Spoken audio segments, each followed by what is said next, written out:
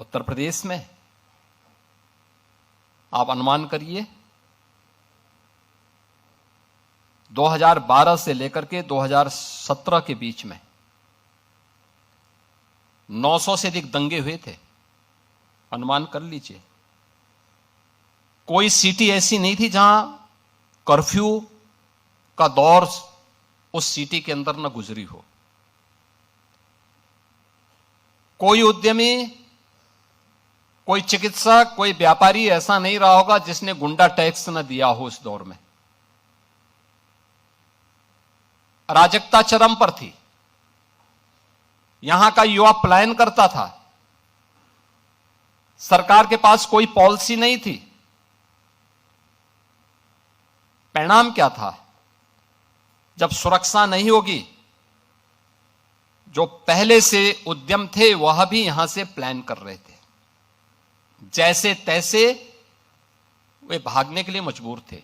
यहां पे सब जुनेजा जी अपनी बात को कह रहे थे, ये उनकी अपनी पीड़ा थी, जहां उनका बचपन बीता।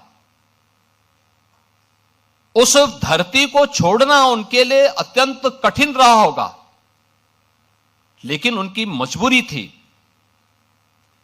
कि उन्हें अपनी सुरक्षा भी चाहिए थी। और केवल एक जुनेजा जी की बात नहीं थी, ये उत्तर प्रदेश के हर उद्यमी की, हर व्यापारी की, हर उस व्यक्ति की पीड़ा है जिसने उस दौर को देखा है। 2003 से लेकर के 2017 के बीच के उस दौर को देखा है, जब व्यापक कर्फ्यू में अपहरण के लिए यहां पर अपहरण होते थे, फिरौती वसूली करने के लिए। और उन स्थितियों में जब आदरणीय प्रधानमंत्री जी ने और हमारी पार्टी ने दायित्व मुझे उपलब्ध दिया था, तो हमें इस चुनौती का सामना भी करना था और हर एक नागरिक के मन में एक विश्वास भी पैदा करना था। स्वाभाविक रूप से यह हम पिक एंड चूज से नहीं कर सकते थे। हम लोगों ने तय किया भाई जीरो टॉलरेंस फिर सब पे बराबर लागू होगा। अगर अपना व्यक्ति भी गलत करेगा तो उसके लिए भी वही कानून लागू होगा जो एक माफिया और अपराधी के लिए लागू होगा। कोई अपना पराया नहीं होगा। और हम लोगों ने इस मामले में जब कार्रवाई प्रारंभ की,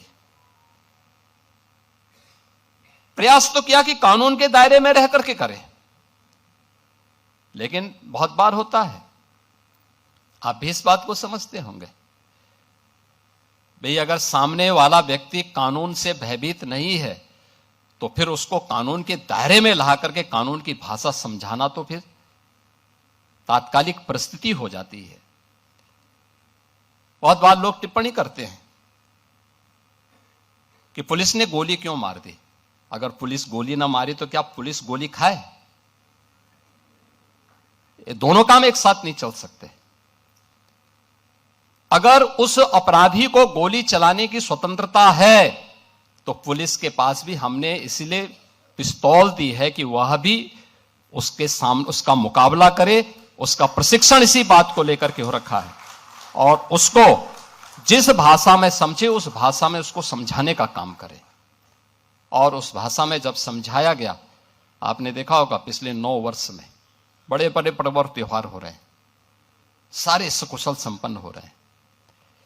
कहीं कोई शांति भंग की बात नहीं करता है, कहीं कोई अराजकता की बात नहीं करता है, कहीं कोई फिरौती की बात नहीं करता है, कहीं कोई दंगा नहीं है, कोई फसाद नहीं है, कोई गुंडा टैक्स नहीं है। आज कहीं भी इस प्रकार की स्थिति नहीं है और उत्तर प्रदेश निवेश के एक बेहतरीन गंतव्य के रूप में अपने आप को स्थापित किया है। आपके मोबाइल पर तुरंत आएगी ब्रेकिंग न्यूज। स्क्रीन पर सबसे पहले दिखेगी बड़ी खबर। देश दुनिया की हर खबर एक जगह। अब आपके मोबाइल पर तुरंत फटाफट इंस्टॉल कीजिए न्यूज नेशन ऐप और रखिए खुद को अपडेट।